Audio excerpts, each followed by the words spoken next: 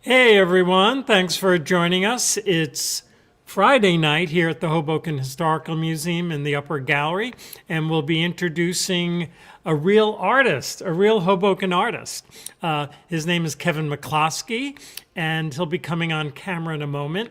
This exhibit really opens on Sunday from 2 to 5. We'd love to have you here in person, but this is kind of a preview, talking with Kevin about what makes them tick or not, and you're in for a good one. Kevin's got a lot of lively energy, and I'm sure it'll come across. And are we ready for Kevin's appearance? Here he is. Let's shake hands to start. Okay, yeah. In the flesh, in the flesh. It's so good to be here. Thank you So so we much. know each other. We don't get to see each other that often, but when we do, it's a lot of fun. Yeah, I appreciate it. Yeah, Sure. I think you do great work. I love this museum. We love those plugs, and you do great work too. You remember that postcard I did? 5 museums to see before you die? You know, The Hermitage? when we were putting this together, I sort of said, whatever where is that? happened to that postcard? Yeah. And we don't even have a visual to show. I got Can- one at home. I said, I'll bring Can it. you? We want to reprint it with your yeah. permission, of Oh, yeah. course. Yeah. But remind people what that postcard said, because you said it kind of fast. Yeah, it said 5 museums to see before you die.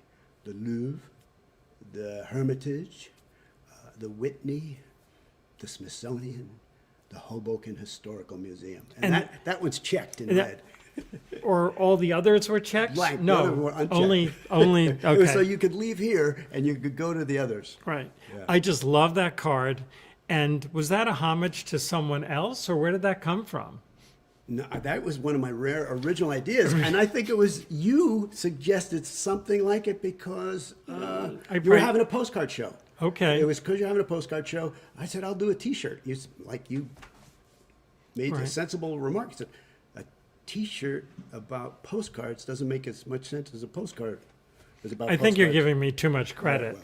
but it was a great card. And I had so much fun when someone would come into the museum and say, "Oh, I'm going to Paris to the Louvre." And I go, "Take one of these, put them in the postcard dispenser in their gift shop, and take me a picture." No one ever did it. Oh, well, man. But when you reprint, Yeah, when we'll we do it. reprint, We'll do it. we got to do that. Yeah, yeah, And that's a good one. yeah. We could have a contest where somebody gets a trip to Paris. Right. You got to do all of them. Well, the and, Whitney, the you Whitney's know, gone, isn't it? Or there's a new Whitney. Yeah, it's now Sotheby's Yes. or Christie's or one of those. Yeah. But we'll pick another museum. But Cool, that was a yeah. good one. So, you're going to talk to us a little bit about your family, your humble beginnings, Yeah. and your Hoboken connections. Yep. Behind us are pages from your, I'll say, signature Hoboken work, Yep. walking around Hoboken. And when the way we basically reprinted the booklet and or the book, and these are the illustrations from it in a digital format. And I think they came out pretty good. It's nice to see them without staples. That's true. And credit to Rand for Yes. lots of scanning. Well done, Rand. And Rand is engineering here, and he may have a few comments because he knows Kevin pretty well too. So should we start with some family background, image-wise? What do we got? Well, What do we got? I'm not Hoboken born and raised, as you know. Do we have I think a slide? picture of my Yeah, family, let's get the family in here. This is Newark, New Jersey. That's my dad, and my brother Brian just popped this picture on the internet, reminded me this is just at World War II. He was off into the Army Air Force, and my grandparents were both immigrants from County Donegal, Ireland, and my grandmother was a lady's maid for the Clark family in Newark and back in the day. And I don't have any pictures of my mother's family, but Sure. these were my grandparents. Does he have a cigarette in his hand? Yeah, he didn't put down the cigarette for the picture. No, it's okay. I don't know. I love little details. And He was a you know. great smoker. Okay, there you go. He was a There you great go. talker, too. Sure. And any artistic leanings? Yes, actually, I think the next slide might actually show something. Oh, that's not it, but we'll see it. He wanted to be an artist, and his father, my grandfather, at one point took my dad's art set and threw it out the front door into the street and saying, "We're not going to have any effing artists in this family. That's not what I came to America for." Wow. And so it was a dream deferred. And once I heard that story, I knew I could get away with murder. I'm going to study art. Because Grandpa wasn't around. Grandpa passed away when I was a kid. Yeah. Okay, got it. And what type of work did your dad do? He owned a hotel. That is the next slide. Oh, we can do the next slide. Sure. After he came back from the war, he bought this hotel in Asbury Park. Wow. The Lake Park Hotel. It was really big. This was one of my earliest memories is riding my tricycle on the porch. It had this big porch. And it was about 2 blocks from the beach. And it had a big bar, the Anchor Bar in the basement. And I've been able to find on the web, before my folks owned it, there was a radio show, a live radio show with bands coming out of this Anchor room. So I think he thought he really struck pay dirt here. But like Larry was saying yesterday, people stopped going down the shore because they could stay at home because they had air conditioning suddenly. In the 50s, people got air conditioning. They got automobiles, so they didn't have to go to the places where the train stopped. Asbury was a train stop. Belmar was a train stop. And then they could also fly to Florida. So Asbury Park became less popular. And yeah, he lost it. but Asbury Park is kind of in these days. It So is. Way up and in. down, up and down, up and down. Look at that porch. Yeah. Makes me It want was a to. wraparound porch. And the lady who owned the hotel across the street, her name was Isabel. And as a little kid, that was one of my first words. I yelled, Isabel! And she'd look around and And you'd be going around the I'd be corner gone. on the I'd be bicycle. gone, yeah. Yeah. I had this sort of flashback to The Shining with this little kid on a tricycle. But top value. Oh, it was beautiful. And there was a house that we had a tunnel that went to a little bungalow that was like 50 yards away from the house. So I think it might have been a prohibition thing at one point. They had tunnels, and my parents rented that house out to a couple who... So that was his career, running this place?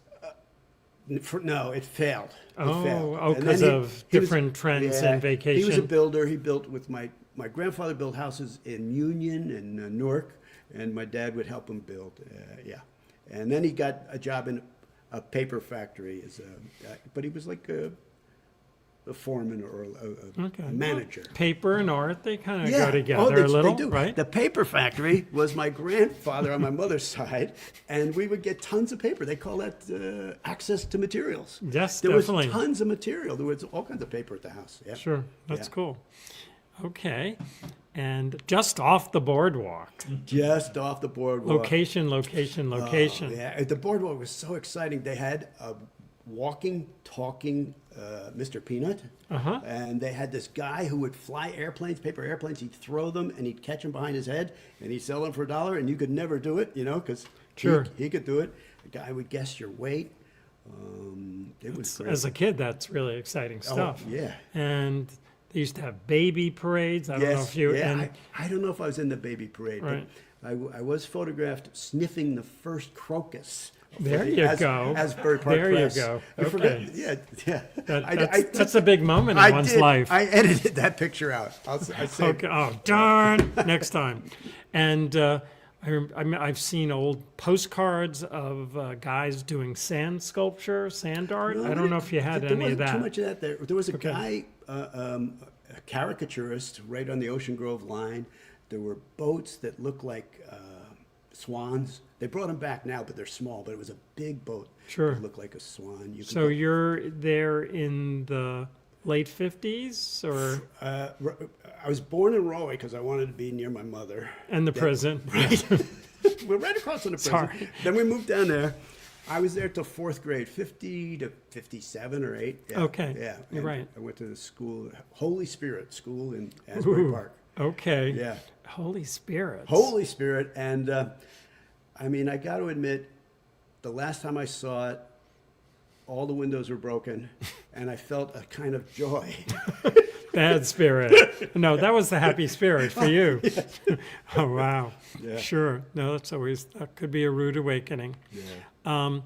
And the hotel probably doesn't exist anymore. It's No, condos and No, it's an empty lot. The last time I checked, Wow. for some reason, somebody must be holding on to it. Yeah. okay. Yeah. Sure. But it's next to some condos. Yeah. I'm sure. So this picture, sometimes you're a photographer. Sometimes you Sometimes. don't see something until later. And this is the earliest picture I could find of myself. But my dad's got a paintbrush in his hand and a canvas. He's sneaking it. He was still trying to be an artist. Right. Good thing Grandpa wasn't around. Exactly. But, yeah. And he's got paint on his pants. Well, so he did paint. He did work on houses all the time, so that Right. would make sense too. Sure. I don't think he was that sloppy a painter, unless he invented abstract expressionism. That's right. That's Jackson Pollock influence. But you both look really happy. Oh, Nice yeah. shot. Who do you think took that I picture? guess my mother. My dad would take more pictures, but he must have handed the. It wasn't a phone back in the day. They used to have That's true. cameras. I've heard that. And so he handed the Those camera little spools and Yeah. yeah. So was cameras a big thing in the family? He actually enjoyed them and had a Super 8 too. Right. And one time I remember he'd gotten the film developed at the drugstore or whatever, and it came back and they'd added pictures that we hadn't taken of Santa Claus landing on a rooftop. And I think this must have been like a December thing they did at Walgreens or something. So everybody sees, whoa, whoa, whoa, why we didn't get that? And my dad would pretend, oh yeah, I went out and there was this guy on the roof and I got this picture. And that would be on the end, the last 50 feet of your spool when it was like, So it was kind of they implanted it I on think as so. a come on of sorts. I think that, yeah. But this would connect with some of Future your roles, activities later yes. in life, which Yes. we'll discuss. Just today, I was walking by where the kids are playing soccer down there on the Sure. River Road, and the kid yells, "Hey, Santa!" Because you got to start. Right, But right. I think that was kind of a compliment, right? I don't take it. Sure. I don't take it bad. Yeah. Got it. Yeah. Okay. And early influences, artists? This guy was before Bob Ross. His name is John Nagy, and he would draw starting from scratch, and he'd draw these shapes. He had the first regularly scheduled television show. First it was on the Dumont Network, then it was on NBC, and it was broadcast out of the Empire State Building. I didn't know this at the time, but so I would run it. We'd move to another town. Interlaken is right next to Asbury Park. Sure. So the TV, you weren't allowed to have crayons or pencils in the living room because we'd like drawn underneath the coffee tables. The walls, Right. yeah. So I would watch him on the TV. He'd say, all right, now we're going to draw the base of the boat or the lighthouse. And he'd make a mark, and then I would run into the dining room and draw it. My dad thought that was so funny that I didn't bring the pad to the TV, but he forgot the rule. I guess it was my mother's rule. You weren't allowed to have the crayons in there. So I got exercise and drew at the same time. I've just been researching this guy. I have this book somewhere. I was so fond of his. He was sort of like Happy Little Clouds, like Bob Ross. He would talk really simply. He said there's an artist in every one of us. And built into it, you can find this on YouTube, there's a commercial for his Learn to Draw kit. I'm betting that was a large part of how he was paid. You know, they didn't really have the idea of a sponsor. He didn't have Sure. a sponsor. Right. He would sell his John Nagy Learn to Draw kit. And I love the TV framing. yes, You know, he was a on TV there. artist. He was actually a Mennonite from the Midwest, and he came to New York after the war, and the Museum of Modern Art hated him. The Museum of Modern sure. Art, they did. So Sure. they had a special meeting, and they wrote a letter to NBC saying, "This is not art." Right. The nerve of them. Sure. Imagine these Yeah, trustees but if there. they brought on Jackson Pollock, they'd, Well, that's right. they'd have another problem. And I saw an article, he was in the Times, he said, I took it kind of hard, but he says, I'm talking to kids. I can't do anything really esoteric. Right, So exactly. like draw the Right. Dalmatian. And of course, the classic shading sphere and the Oh, cones yeah. and all that stuff. Yeah, he was very patient. It was only a 15-minute show. It was exciting. Really? Wow. I'm going to check him out. Yeah. I want to hear his voice. Yeah. Yeah. Do you remember they sold a device that would turn your black and white TV into a color TV? No. It was a piece, Rand remembers, it was So a like piece a of little- cellophane, and it was 50 cents, and on the top it was blue, and then it was gradated to kind of orange, and then on the bottom it was green. And it worked really good on ball games, because the sky's blue and the grass green, Right, or right. on westerns. Okay. On most other things, it didn't work. Did you have one? Yes, we did. We rubbed it onto the TV, and the TV, our screen was only, the first one was probably like 14 Right, inches. right. But because we'd had a bar, we had TVs before At, other at the people. hotel. Yeah, yeah. Sure, So definitely. yeah. So Sure. it was- Yeah, I had growing up, we didn't have a TV in the house Oh. just because it was, you should be reading books. Right. And doing chores, and it was like it wasn't allowed. Yeah. And I remember my grandparents stepped in and said, "You got to have a TV." Right. So they bought a TV for us as a holiday present. And that was like a big thing in the family. When Pat and I moved to Hoboken around 1980, we didn't have a TV. When I found out she was pregnant, I said, I got to go get a TV. I don't want the kid to not have a TV. And see the art class. Right. Pretty cool. John Nagy. Oh, nice shot. It is a beautiful shot. That's Pat and me in San Francisco. And some people, not I, misrepresented it as our wedding photo. It's not. It was a friend of ours was a photographer, and he was doing a shoot for the Whole Earth catalog. And these people were selling these linen pants and linen shirts, and we didn't even get to keep them. So he said, let's get down. And there's this big St. Mary's in San Francisco. Some people call it the washing machine agitator church because it looks from above like a washing machine agitator. Sure. And so there we are dancing towards. So I wonder how many people remember Whole Earth catalog. Yeah. Or how would you describe that? It was kind of like an alternative to the Sears catalog, where anybody who had some hot sauce or they used to sell these foam, it's sort of like pool noodles you'd fight with. I was just thinking of those. They were like, You were? yeah, no, that's what I remember from it. There was These all like these esoteric long things. cones, and you were supposed to kick the crap out of I people think it was with them. called boffing, and it wouldn't hurt you. You were supposed to. That might be something else. Oh, I'm sorry. But they would promote these cones, and it was to get out your aggressions. You Yeah, could really yeah, okay. nail people with it, Yeah. like you duel and Yeah. like type of thing. What- And there was a legendary guy who put it together. Who Rolf. I don't know. No, Boffer.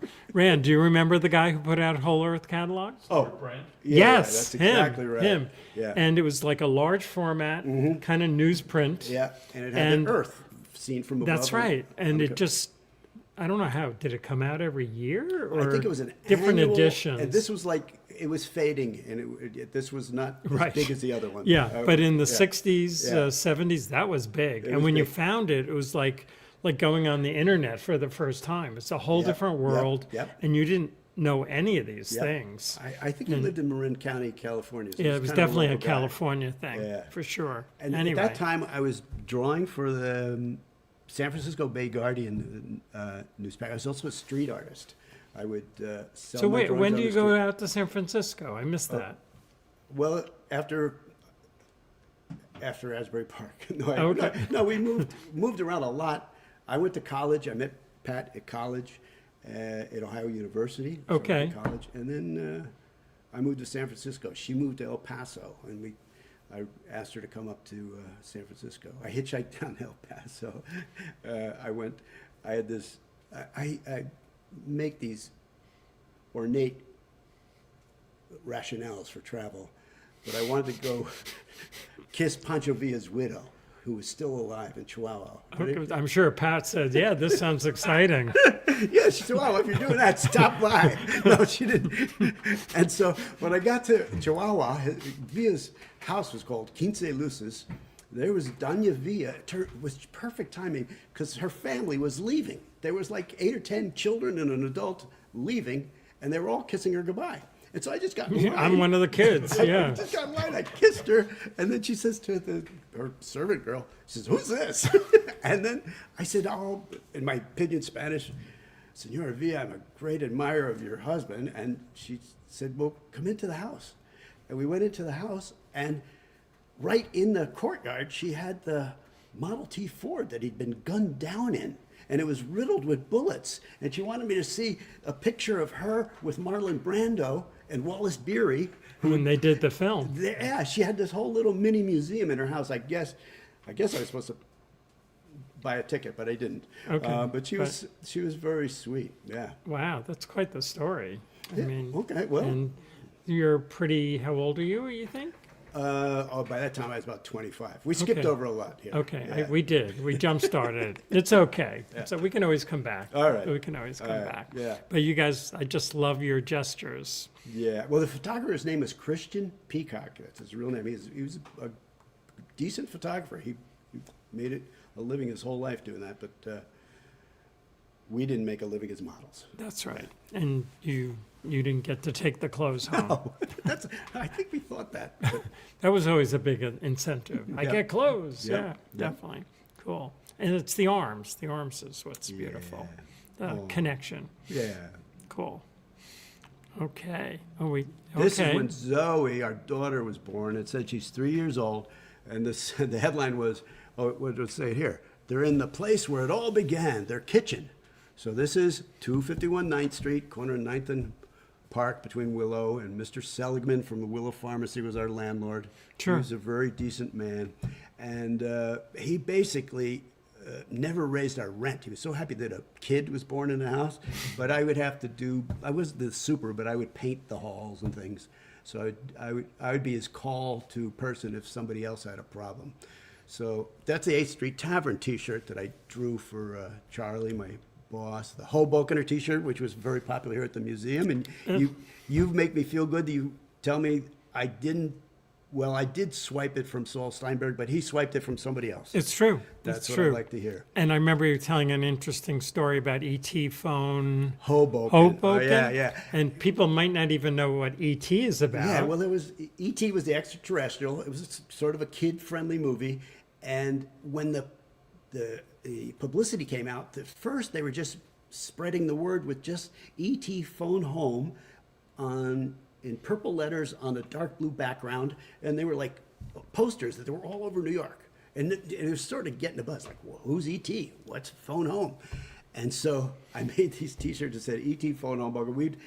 I think I hand cut that silk screen, and we'd print them in the kitchen. And Good fumes. yes, well, I think I had water-based inks. I think they were supposed to be non-toxic.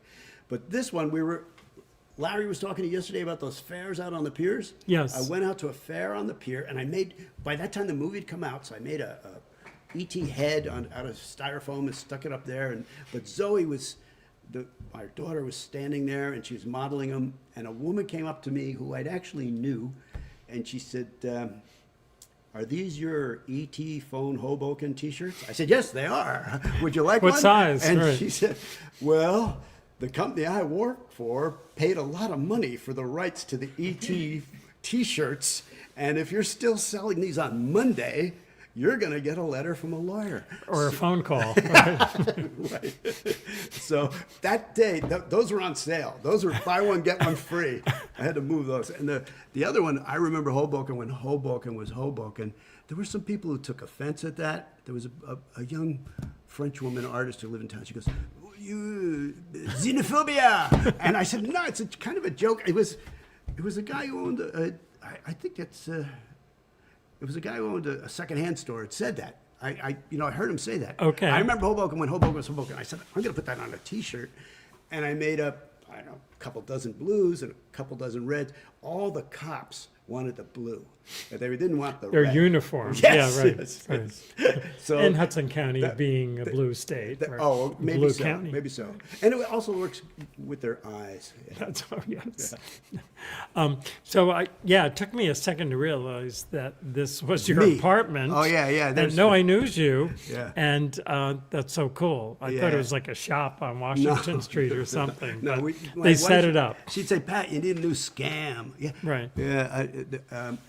Pat would say to Kevin, you need a new scam. And this was one of my scams. I would just sell things. I used to go to the guy George's. Is it a scam? I mean, No. But okay. she was mildly. Okay. Actually, slightly. You know, Okay. it is. Like it's not a real job. Right. Right. That's You're it. not, Yeah. Well, when I was a street artist in San Francisco, I remember I was selling, maps and postcards and stuff, and a woman said to me, "Oh, that's a good scam."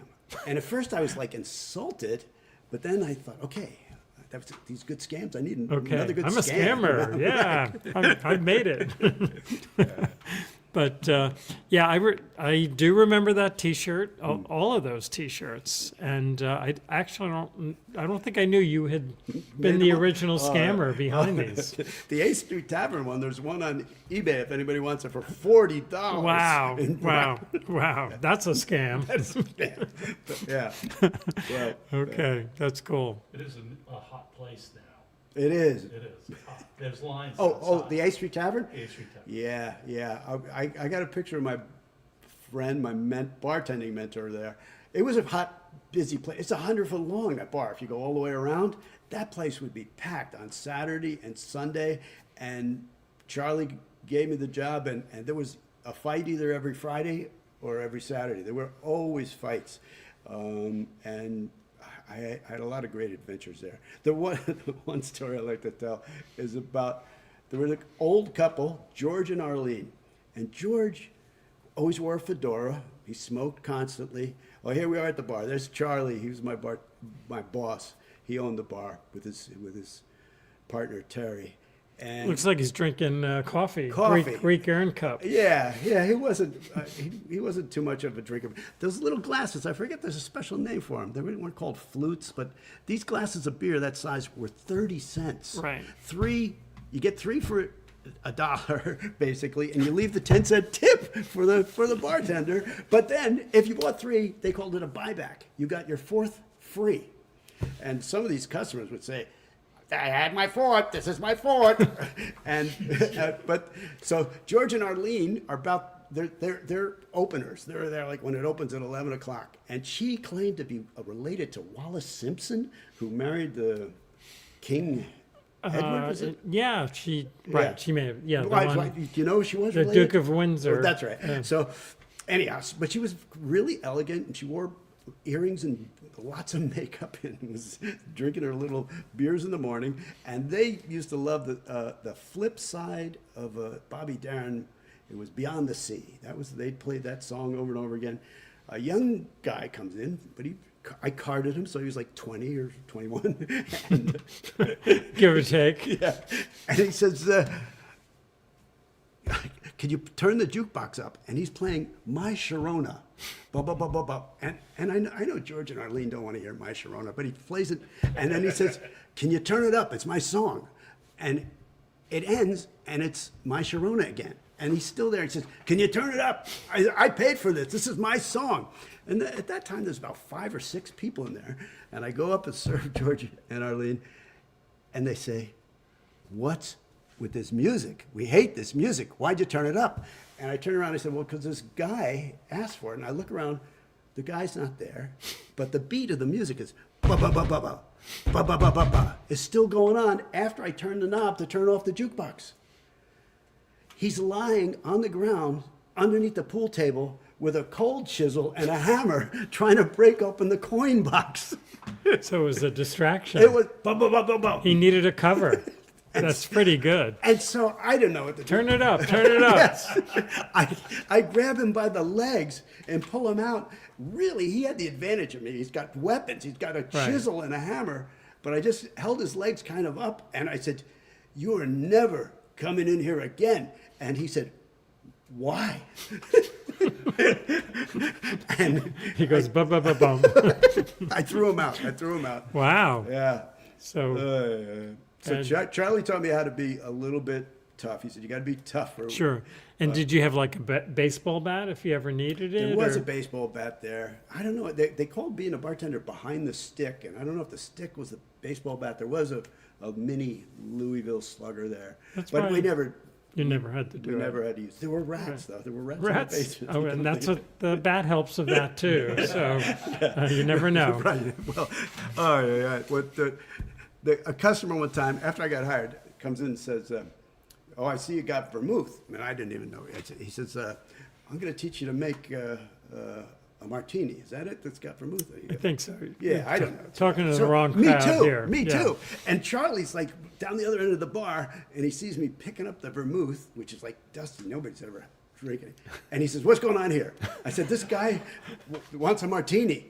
And he goes, "No, we're not. We don't do that here." And he said, There are rules. We put two things in the glass. One is ice, the other is up to you. And so the guy it helped me out because I didn't know how to mix Sure. drinks. But people did drink Jack and Coke, so that was two things plus ice. And at the time, cranberry and vodka was very popular. Yeah, but it's mostly beer. And if you ever go to a bar like this, I'd say get your beer out of a bottle because we didn't really have enough time to clean the glasses the way they should have been cleaned. Got it. But Yeah. but what am I looking at, like J&B here in the corner? I mean, there must be some heavy alcohol, right? That looks like Seagram's Right. 7. There was Right. Rise, and he would not take requests on people wanted specific brands. Oh, right. Yeah. It's- And he wanted to be called Charlie Protomaestro. He wanted his whole name all the time because he didn't like, he says, it sounds mobby when you say Charlie Pro. And there were a lot of guys. And there was a Was there a Charlie Pro? there was a pro. Okay. Well, he didn't like that. I mean, his partner was I imagine she's no longer with us, but she was a hoot. Yeah. She, So yeah, you got a good education oh, there. it was great. It was great. One time a guy came in and asked, he says, "Is like Ralphie B here?" I said, "I don't know everybody here." And I'm going down. I said, "Are you Ralphie B?" This guy said, "Yeah, I'm Ralphie B." And as soon as I said it, the guy who asked about it came down and started wailing on him. And Charlie had taught me. He said, "You let him get one punch. Each guy gets one punch, and then you push him sideways. That's the way. That's what they want to happen. Right. They don't want to get hurt." And I went down there. I let him. The guy didn't get a punch in at all. And then I put my hand up to stop it, and it turned out the guy had brass knuckles, and my hand was hurting for Sure. a while. Yeah. And that guy, he tried to, the enforcer guy, he had this fancy leather jacket that he laid over the bar, and then he's like leaving me a $5 tip. I said, "No, take your money with you. I don't want to see you again." But that was the only time I sort of So it got was hurt. kind of fun to be a hard ass. I don't think of you as kind of. I don't think of me either. But the fortunate thing was I had asthma. And back in the day, You were smoking. Yeah. everybody was smoking. So that, it made my chest look bigger. And I'd be behind the bar. And there were times where, I'm dying here, but I'm gonna kick your ass. yeah. Right. Yeah. It was sort of like method acting for me, Huh? Yeah. Yeah, you're in it. It was great. So how long are you doing the bartending? I think I probably did it about 3 years Uh-huh. or so. Sure. And then, I also worked at the bookstore, the Unicorn? the Unicorn bookstore. Very different clientele. Yeah, very different. But they used to serve liquor there too. Oh, really? Yeah, Okay. for a while. Yeah, and I was also when I first we moved to Hoboken. In San Francisco, I was a Santa Claus at a magnificent department store, the Emporium, and they had a Santa land on the rooftop with a ice skating Santa. That wasn't me, but the ice skating Santa was there, a singing Santa. They had a little Ferris wheel, and I was one of the Emporium Santas, and I got a letter from the Emporium Santas saying that this guy's good, and so I knew I could get a job at Macy's. So he arrived in Hoboken around November. I was even I remember I told my sister, who lived in Jersey, I said, "I'm thinking of moving to Staten Island or Hoboken." She said, "Hoboken." I said, "Okay," right. And she lent me her gray and pink DeSoto. I drove into town, and this woman, older woman, jumped up off her stoop and said, "That's amazing, that's amazing." I said, "This car?" She goes, "No, that you got a parking place." I said, "Yeah, I guess." That was a big car, That was a too. big car. And she said, "I got a good feeling." I said, "Oh, yeah, great." I love this town. Right. I'm going to feel comfortable here. She was psychic. Oh, that's Psychic. funny. Yeah. That's funny. So I somehow thought your Santa thing was like a more recent thing, but this has been following you. I used to, back in the day, I used to actually, like, shave down my beard to put on a fake beard. Right. And You don't need to do that now. I don't need to do that. And they charge like $8 for Santa eyebrows. I don't have to do that. There you go. You're ahead of the game. It's kind of a trade secret, but they do some. You sure you want to tell? All right. Go ahead. Santas get more based on their inches of their beard. Really? Yeah. So I applied this. I'm working for a company, and they said, "Are you a 6-inch beard Santa?" I said, "Yeah, I'm a 6-inch beard." So I measured from my nose down. But I went to the big Santa convention last month in Lancaster. It was a hoot. There was a lot of old guys, and there was a special. There were all these seminars. One of them was how to know when it's time to retire. And so in that Santa lecture, like 3 of the guys were asleep, and I wanted to wake them up so they heard the end of it. They're talking about you. Oh, wow. Yeah. Wow. So you're doing Santa in the 70s at Macy's? Yes. Okay. Yeah. And like maybe 1980, I was a Santa at Right. Macy's, 80, 81. So you go from the bar Oh, yeah. to playing Santa. Yeah. Yeah. It's a role. It's a Okay, role. there you go. Actually, the other Santas, a lot of them were Broadway actors. There was a Really? guy who lived in Hoboken. He was in Big River. He was an actor in musicals. Yep. He was there. And there was a guy who was in Hair, the movie. He was an African American guy who played one of the soldiers who sings "White Boys Are So Sexy." Okay. Yeah, I think his name was Ron. Santa Ron was there. Right. And that's where I met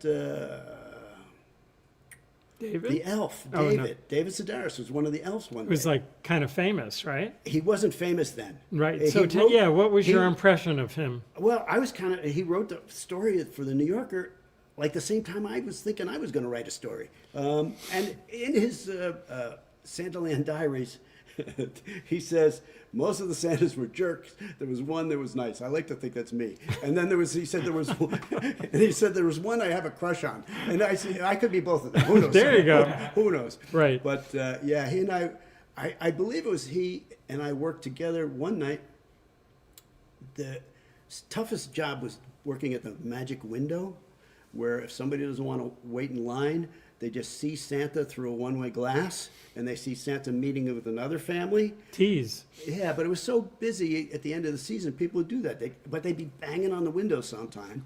But you only had to work like a 2-hour shift there because you could not put your hand on your beard or anything. You had to be Santa from 360 because of this magic Oh, I window. got it. Yeah, sure. And this woman walked in, and I believe David Sedaris was the elf that day, and she said, "What's your name?" And she's with a kid. They're both in camel hair jackets, matching suits. They looked wealthy. And I said, "I'm Santa." And she goes, "No, I've come to disabuse my son Chad of the concept of Santa." I said, "Well, you've come to the wrong place, lady." And the elf is like pointing with his nose to the magic window. We can't blow it. We're on the We're being watched, We're right. being watched. And so I said, "Chad, what do you want most of all?" And he goes, "I want a rock'em sock'em." And she's saying, "You be quiet, Chad." And she said, "Well, tell him your real name." And I said, "Well, some people call me Chris." That was good. Yeah. You- And you- she goes, "No, tell me your real name." I said, "Some people call me Nick." And she tell me your real name. They picked the wrong Santa They to did. mess with. I said, "I'm Santa."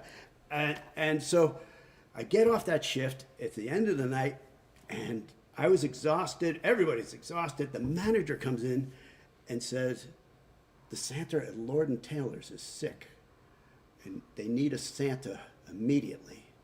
And nobody wants to go. But I said, "I'll go if I can take my own pillow, because I don't want to wear a sick Santa's pillow, right?" You know what I mean? So I didn't know about the pillows. so I take a pillow in a plastic bag. I've still got some makeup on my face. I walk to Lord and Taylor, and security's trying to stop me from getting anywhere They near think the you're store. shoplifting, They said, right. Yeah, they said, "You just want to see the windows, don't you, sir?" I said, "No, I got to go inside." And he goes, "You don't really have to go inside." I said, "Yes, I do. I'm Santa Claus." And so he lets me inside, and the woman, they had these elves that looked like the Rockettes. They were like showgirls. It was really fancy. It was like only up on the second floor. And the elf says to me, "Santa, you got to hurry. There's like a line." I said, "Really?" She goes, 8 people. And coming from Macy's, that was like no line. I said, "We'll be fine." Right. So I get dressed up. In walks the very first people, Chad. and his mom. Again. Yeah, so she'd been upset with Macy's, and she decided to go up her game and go to Lord & Taylor's and to see if she could get this other Santa. And she starts off, and she goes, Did she recognize you? no, she didn't. She didn't. And but I recognized Chad, and I said, "Oh, Chad, my friend, All Santas look alike. Chad, right. don't you want a Rock'em Sock'em robot?" and he said, "Yeah, that's me. I'm Chad." And You're a clairvoyant Santa. she was so mad. Oh, man. Yeah. Sure. So, I don't know. Where'd she go after that? She was like, St. Patrick's Cathedral. the Bowery. Right. Oh, boy. That's a great one. Yeah. You should write that one up. Oh well, I would. It's I among mean, the I many know, projects I'm I working know on, yeah. David has got Yeah. some, Yeah. creds on that. Well, but more recently, I work at a mall that's going to be demolished soon. And I work at. it's kind of sad. It is kinda Santa's sad. last stand. Oh man! Last year there were days when there was no water running in the mall, and the mall is enormous, and Santa had to go to a Johnny on the Spot outside. They only had like 3 Johnny on the Spots. Across the parking lot. Yeah, it wasn't. It's not ideal, but even there, like there's a certain magic. A kid came to me and said, "Santa," I said, "Yes." He goes, "I know you're the real Santa." I said, "That's sweet." I said, "How do you know that?" And he said, "Well, even your nose hairs are white." Yeah. That's great. Can I pull them? Right. Well, you're supposed to go with it when That's they pull. right. Go with it. when they Okay, pull. there you go. Don't Yeah. resist. Yeah. I got it. Boy, I had no idea we are going to talk so much about Santa. It's just It's good almost- stuff. almost And we're in the next season. week, So, yeah. yeah. And when you told that story, I was really impressed that Macy's would recommend like going to Lord & Taylor's. Wouldn't they be competitive? You or- know, it's different years they did it differently, but that year, the same company that I'd worked for in California was called Western, and they were kind of like an agency. So I got to work at Gimbel's. I worked at the Short Hill Mall. Got it. But I knew another guy who was a Lord & Taylor's. There was like Orbachs, there were Altmans. There were so many Santas. Sure. And they'd say never. You know, we would break the rules and like one day all be Santas together, but you were not supposed to see more than one Santa in one Right, place. right. Yeah. And I guess I have to ask, what's your take on SantaCon? Is that like, is Oh, I it think it's funny or do pathetic. you? No, I think it's pathetic. Okay, they I- should I- be shot. Yeah, or- I was out here and I just happened to show up to visit my brother who lives down there. Sure. And the sign, I took a picture of the sign. What did it say? I said something like, Santa's drinking beer will be busted, or something like that. A big Okay, white like sign. like the electronic official line. sign. Yeah. Like the city put it out. Just warning Santa. Just Right. warning, yeah. Sure. So So that's kind of sad, yeah. I agree. But I agree. the Santa convention. Something about pissing Santas on the sidewalk, It's just not good. Obscene. Yeah, definitely. There's my brother Brian. Okay, hey, Brian. Yeah, here we went to an art event at a bookstore in New York. This is probably about 10 years ago. Argentinian artist named Liniers. He Okay. paints what you ask him to paint as he's on the stage. He's great. And so Brian has been my connection with Hoboken. Even though I left 30 years ago, he's stayed in our apartment, and now he's got another place downtown. But so it keeps me coming into Hoboken enough. Yeah. Sure. Cool. And is he younger? He is younger. Yes. Yeah. Okay, so I thought. Yeah. He's about 5 years younger than me. Okay. That's my whole The tribe. family. Yeah, that's my wife Pat and my son Daniel. He's a graphic novelist too. He has a book called Cloudtown, published by Abrams. It's a real book. And my daughter Zoe, I always say, if I could understand what she was doing, she would stop doing it. Okay. Yeah, she does something with virtual reality. Or There you go. Yeah. But both artistic, it sounds like. definitely. Right? Mm-hmm. And your wife is into ceramics right That's now? right. She's going to have a big one-woman show at Kutztown University next Excellent. Thursday. Yeah, Sure. Yeah. And you Sweet put Pat. it, when you left Hoboken, you put in some time in Kutztown, right? Yeah, I've got a teaching job for a while down in the Carolinas, but then Brian, my brother, as a matter of fact, had gone to Kutztown for a year. He said, they got a good art department there. You should, and so it sort of put it on my radar. And so I found a job there and applied. It was closer, yeah. I mean, Sure. busable, yeah. Right, right. Yeah. But that was a real job, not That a was a scam. real job. It was not a scam. No, lasted long. 30 years, I taught. Wow, Yeah. wow. Yeah. And you're still in Kutztown or I'm still- environs. Yep, downtown Kutztown. So we're flashing back to 1981, copyright 1981. I made this map of Hoboken and drew the picture of Frank Sinatra. This turned out good for me in the end. I sent it to the Village Voice. They used to have a page where it was things that you could do for under $250. And I said, okay, $225. That can you buy this determine map. the price based Right. on that. But then I sent it to the editor there, and she picked another guy. Do you remember Daniel Cohen? He was a photographer. Yeah, And no. he taught at Columbia too. He was a good photographer. But he took pictures of the buses, and the way the Voice wrote the story was 10 things you can do in Hoboken for under $2.50. And one was buy the map. But the other one that they made the most significant was ride the bus. And at the time, the kind of public service style buses were the round ones that Yeah, they didn't have yeah. them in New York anymore. Right. And your coins would fall down into Right. the little track. And I think it was only 25 cents. For 25, 30 cents. And the Yeah. path was very cheap Yeah. too. So that was things people would That's come over right. and spend a quarter. And, Right. yeah. Yeah, I remember the buses, they were ancient, like Yeah, they were. 1950 buses. So I think And they would, I think it was a family who ran them, Oh, and okay. they would be parked down at the end of 14th Street. You'd be Yeah, like looking yeah, down yeah, Washington, yeah. there's like 7 buses stacked Yeah, up. Like, yeah. what's going on? Yeah. And then they decide to, make Well, the trip.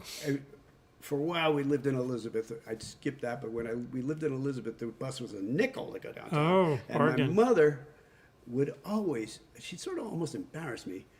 As we'd get off, she'd scream, "Thank you," to the bus driver. And I said, "Mom, we paid him our nickel. What are you thanking him for?" And she said, "It doesn't hurt." And so I always try to thank my bus driver. Right. I do too. Yeah. Yeah, it's a good thing. Yeah. Because you figure, like, they're invisible, sort Yeah. of. Yeah. So you yeah. figure, You think of them part of the machine. right, Yeah. and they stop for you, So Yep. that's Yep. good. I hope they So, remember. go back to the last one just a second. Sorry. What on the PO box U? That was for Uptown. That was for this little post office over here. They had On separate 14th Street. Yeah, the one I just walked by Oh, there. because that's where we have our PO box, but they just have high numbers now. Oh, They yeah. don't say okay. U. Okay, I couldn't So- get one. Hey, there's Brian. saying Okay. hi. Hey, here's Brian. I couldn't get a downtown box at the time. Okay.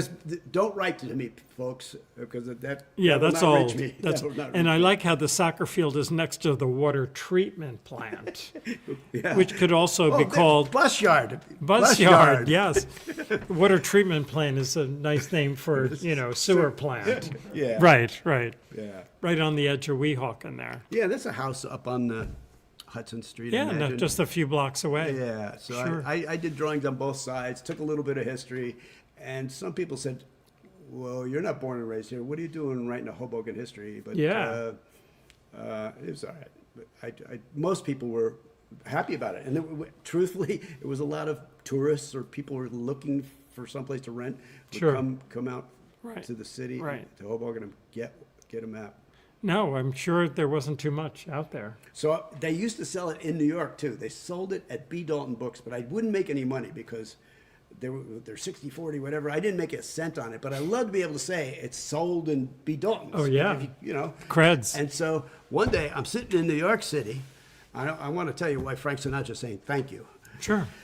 I'm sitting on the steps of St. Bartholomew's Church on Park Avenue and 53rd Street.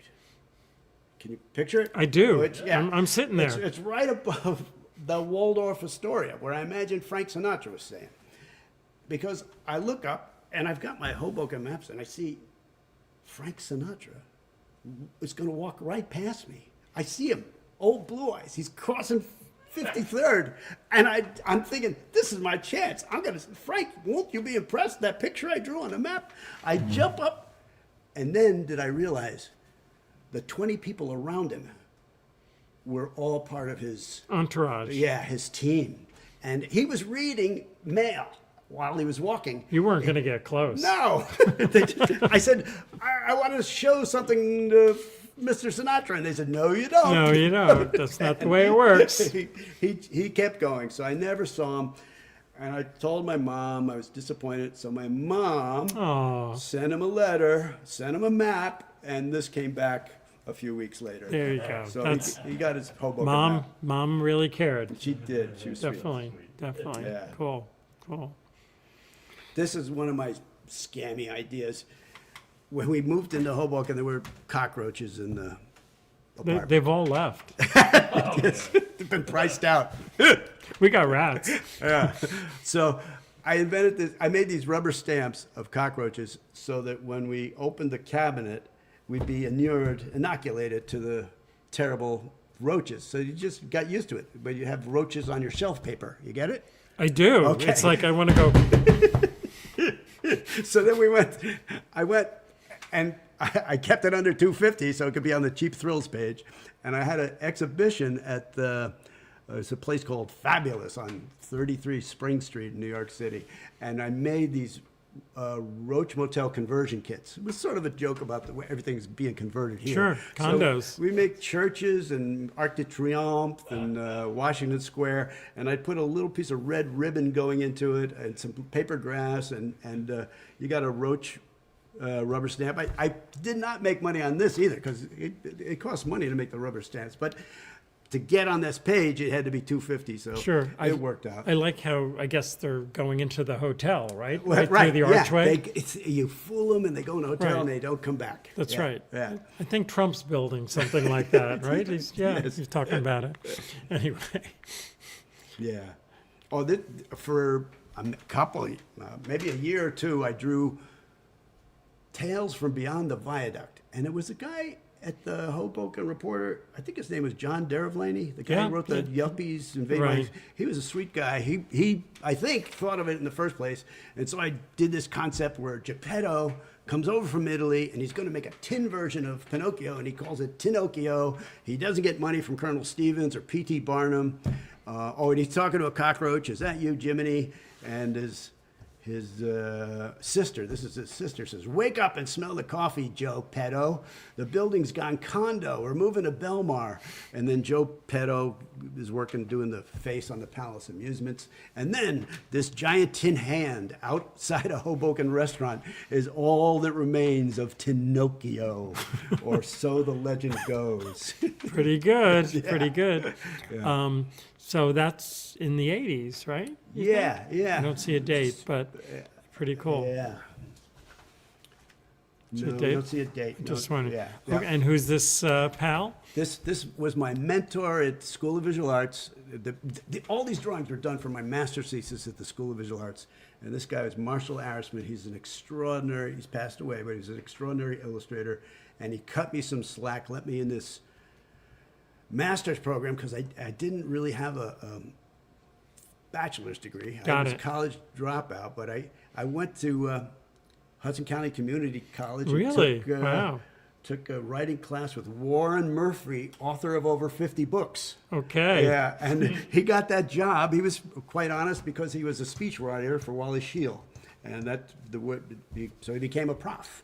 And then I went up to Stevens. I'd go to Stevens Institute, and I took college-level equivalency program tests, CLEP tests, and I would get like 9 credits a day. I'd go up there on a Saturday, and it was Amazing. like $50 yeah. It was so easy. Right. Like they'd have a picture of Humphrey Bogart, and you had to identify him 1, 2, 3, who.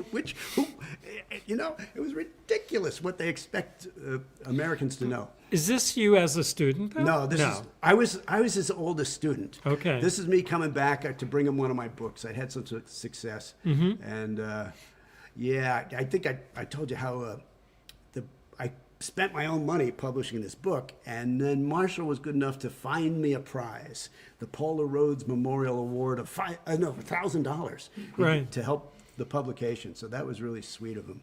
Yeah, this is after I'm teaching at Kutztown. I'm wearing my Kutztown University shirt. People ask me, "How do you get that shirt?" The other profs, And I said, "Well, you have to take 6 weeks of HVAC training, but then you get the shirt, and you're guaranteed you'll lose your job with the There you HVAC go. and the prof Right, training. right. Yeah. Okay. And that was my mentor. He went away. Yeah, Charlie. we talked about him earlier. Oh, we did. We yeah, did. Yeah, he got a lot of time. That's good. Charlie, I miss you. Yeah. So this is the cover of the book, right? This was the Hotel Victor. We were just down that corner the other day. And you didn't see the sign when you were down No, there. it's gone, right? It's gone. Yeah. Yeah, it's one of those mysteries. Like, I mean, it's technically within the historic district, and they would it need. shouldn't have disappeared. It shouldn't disappear. I think the story was that we had some big windstorm, and they were able to say, it's It's public unsafe. safety, Yeah. but it was supposed to come back. But we Yeah. sort of know it's not coming back. Yeah. And We'll see. We'll find it somewhere in it could be in a Reno. parking garage. Yeah, it could be in a neon museum in out west, something like that. So again, walking around Hoboken. Yep. And you said your mentor came up with the title? Well, or- that was actually the second year of this program. It was a master's program. You went to an artist's studio 1 day a week, and my artist for that was a different guy. He set me up with an English illustrator, great watercolorist, Julian Allen. And I said, I'm going to call it Hoboken, an informal tour. He goes, informal tour is a formal phrase. Get rid of that. And he's just walking around Hoboken. Yep. Simple. Yeah. Yep. And is that like Studio Z in the background? Yeah, I I think a guess hair that's what it studio. says, yeah. Right, definitely. And who's the guy? Just somebody who turned the corner at that moment. So some of them I did from life, some of them I did from photographs. Sure. But the photographs back in the day, you had to get them developed, and it'd be like a week later. So Sure. probably I would draw like half of it in life. And I'd already had all these line art drawings. I was pretty good at line art. And Julian Allen, the teacher, said, let's do tone. It's not let's do something you haven't been doing before. And I had to do 3 drawings a week in Hoboken, bring them over to his studio, which was on Lispenard Street below Canal. And I remember one day, I hadn't really done much. I just drew the conductors were hanging out at the train station, and I brought him in, and he put his hands on his knees. He was at the coffee table, and he pushed up, and he stood up, and he said, "You're wasting my time." Ooh, that was an old teacher trick. Was it? Yeah. Oh, Did they do that to you? Yes. Oh, okay. Yes. And you were supposed to be crestfallen. I was. Yeah. I was. He said, "Don't come back with less than 3 finished drawings a week." Right. And so that helped to get the project done. I mean, yeah. Because I'm glad it was he me. gave the grade, so He did yeah, well. kind Yeah. of kicking the butt. Yeah. And again, this is the cover. Most of your drawings also include writing, Yeah. and The program was supposed to be written and illustrated. It Okay. was called Masters of Visual Journalism at the time. Mm-hmm. And they had originally said that there was going to be a couple famous writers were going to be. Tom Wicker was going to be associated with it. Okay, And sure. He never showed up, and that's all right. But yeah.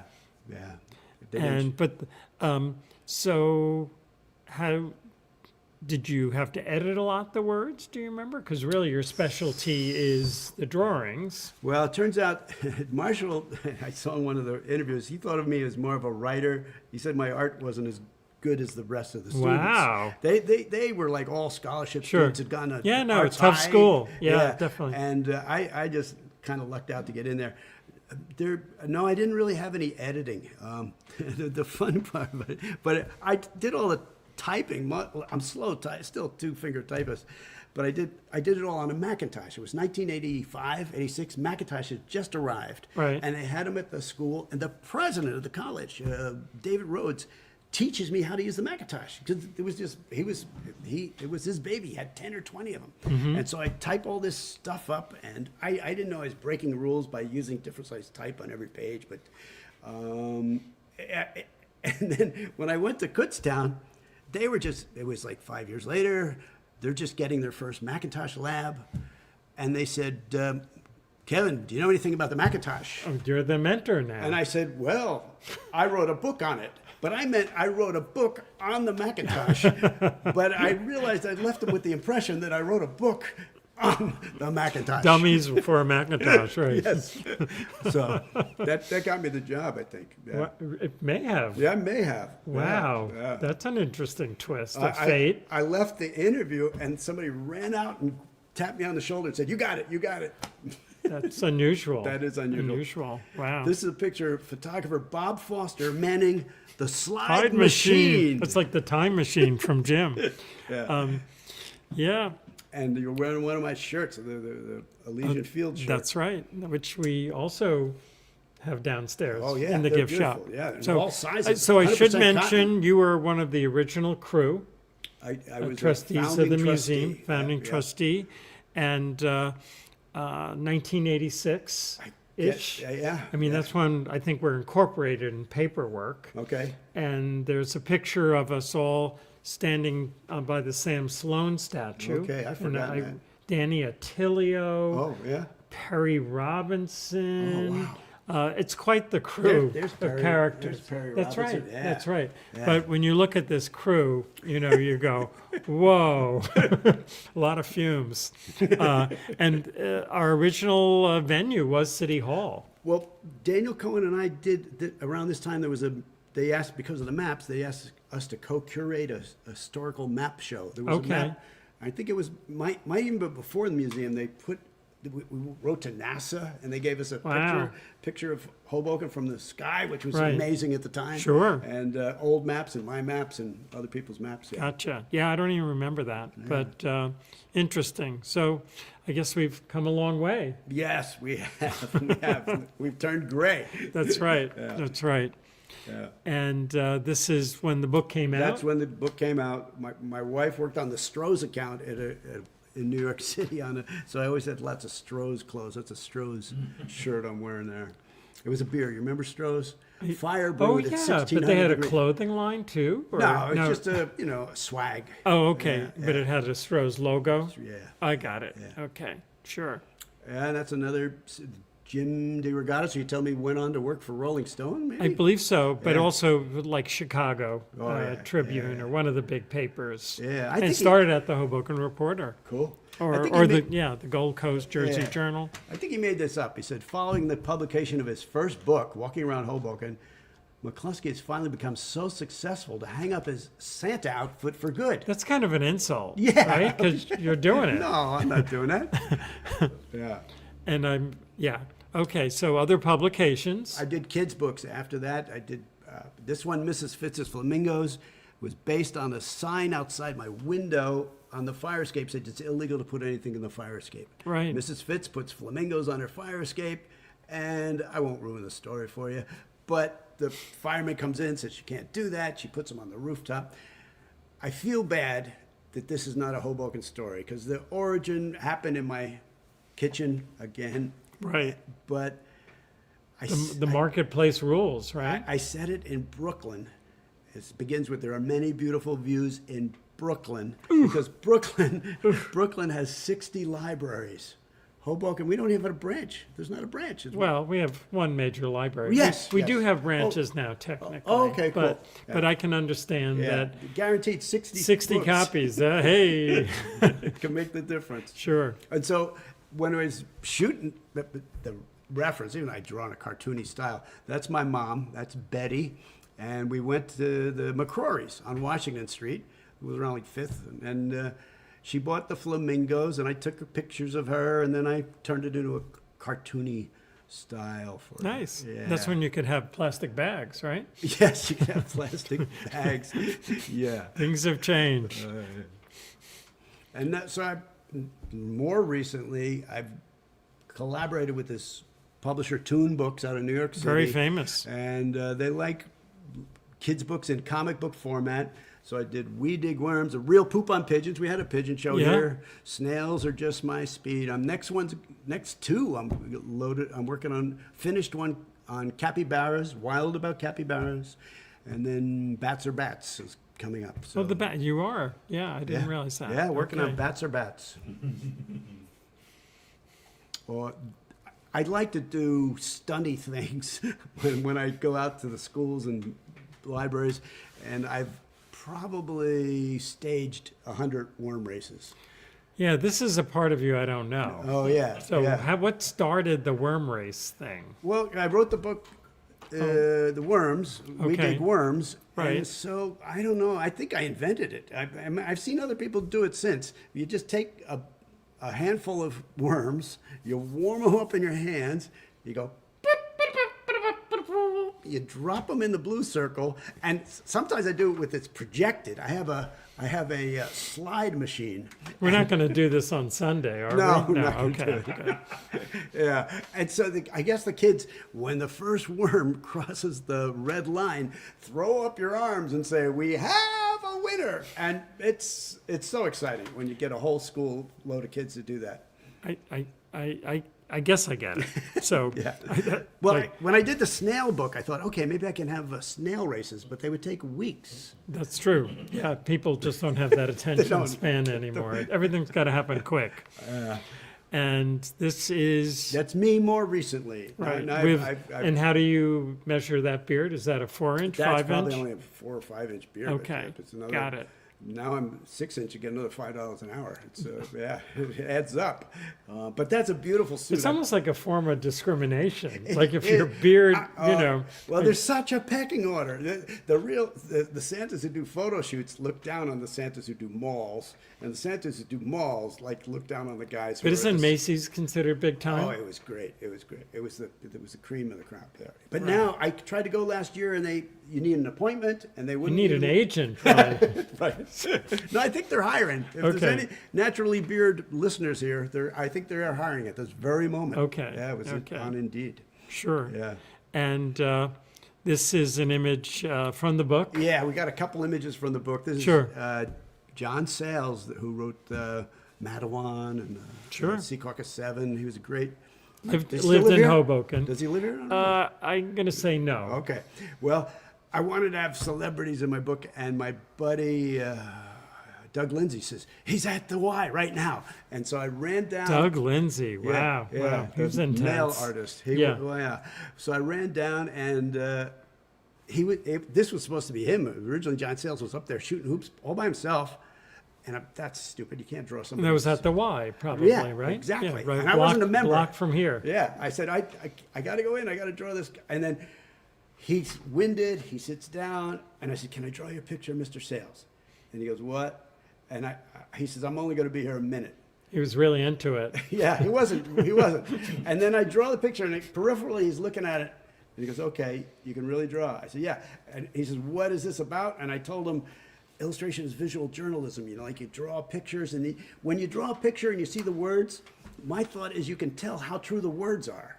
If you can see how close is that to a photograph or a realism, you realize it's impossible to get real, totally real.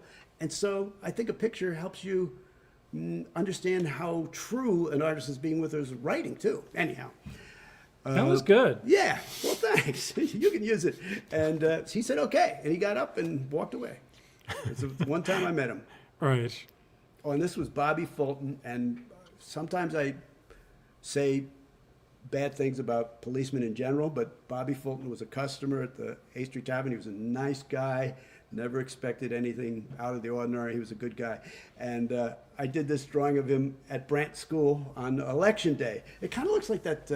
is it Robert Frank photograph? Yeah, I don't know if I knew that then, but I love this picture. And I took it to an art director in New York, and he goes, why are you drawing people in costumes from the 1930s? I said, this is not. He goes, there's cops don't look like that. I said, yeah, they do. And That's funny. Bobby's So is he retired. pretty young in this? yeah, that was his first year. Right, He's now right. retired. Sure. He actually he may still work in the court system Oh, or okay. something. Yeah. He came in and was very proud Oh, good. about this picture. Oh, good. Yeah, Yeah. so. I thought he had the original, and I wrote to him because we had a show at the Elysian. We sold a lot of the pictures. I sold them for like $50 framed, and they're pretty much gone. But, Right, Yeah. right, right. And we have one in the exhibit, possibly two, Yeah. but most of the images, this is the one we have in the exhibit. Yeah. So you'll see it in a larger size. Yeah. When we printed these up, we pretty much did the size of the book. Yeah. So you really get a sense of the book. Yeah.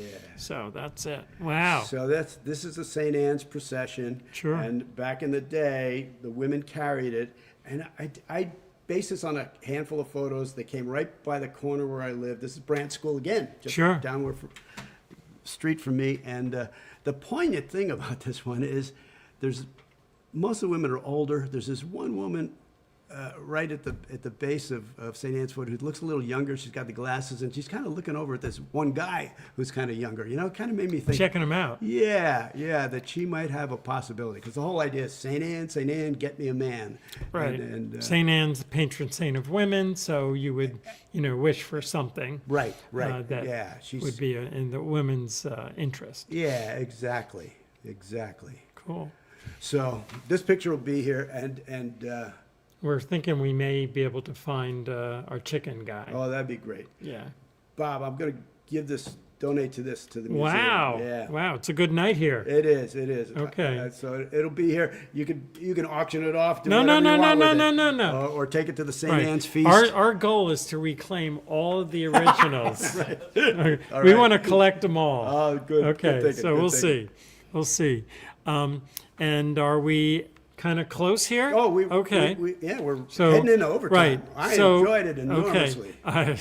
Me too. It was actually a conversation, something Okay. I haven't had for a while. Aw. And no, I'm teasing. I mean, I meant to be flattering. Yeah. So we really want to see you, the public. You'll get on Sunday from 2 to 5. You'll get to meet Kevin. We think Brian will be here too. hope so. That'll be good. Yeah. And it'll be a good time. Kevin is a really interesting person to hang with, great stories. And I thought I knew you, but I learned a lot of new stuff tonight. good, So it was good, good. It was a good. lot of fun. And want to thank Rand Hop for engineering the program. And we're going to say a few credits here, I think, before we really close out. But just again, this gives you a sense of the dates of the show. There's Paul Nishampkin. Do you remember Paul? Barely. Okay, sorry, Paul. I remember Paul. Okay.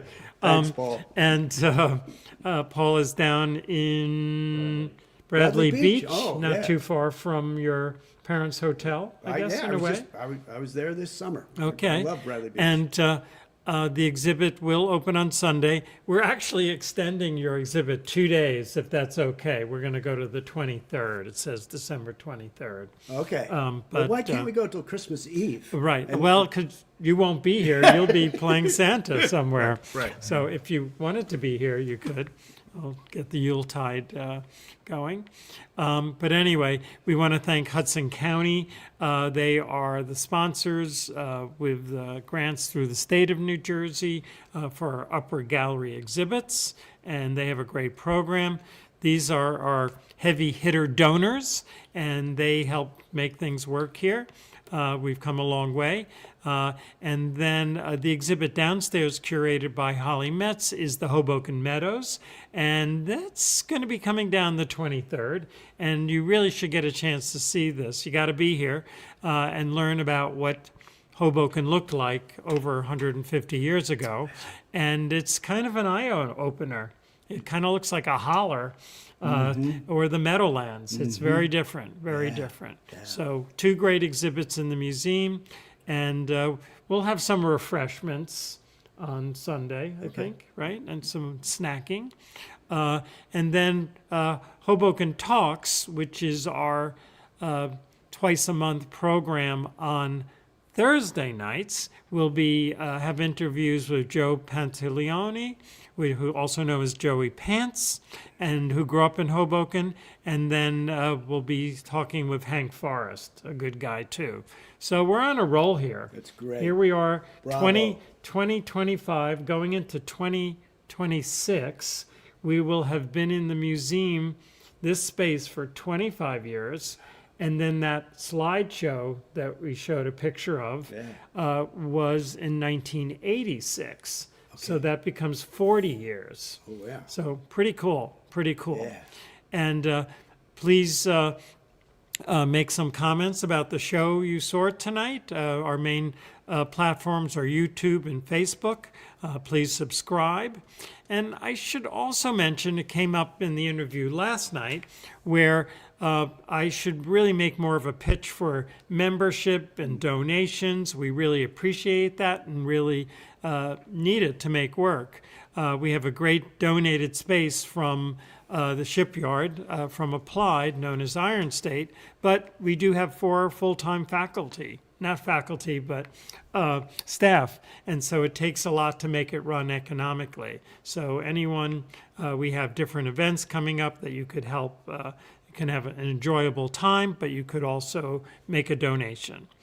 And You can let's see. remember the museum in your will, right? That is true. That is I true. bet some people do that. They do. They That's do. We've had wonderful. some really generous donations that way, and it really does make a difference. We're not NPR, but we should start to be thinking about them. Anyway, so are we there? Are we signing off? I can push the button. Okay. Rand Hop, Thank thank you, you very Rand. much for engineering, making us look pretty good. And thank you, Kevin McCloskey, for a very lively interview. Signing off. See you on Sunday. Thank you.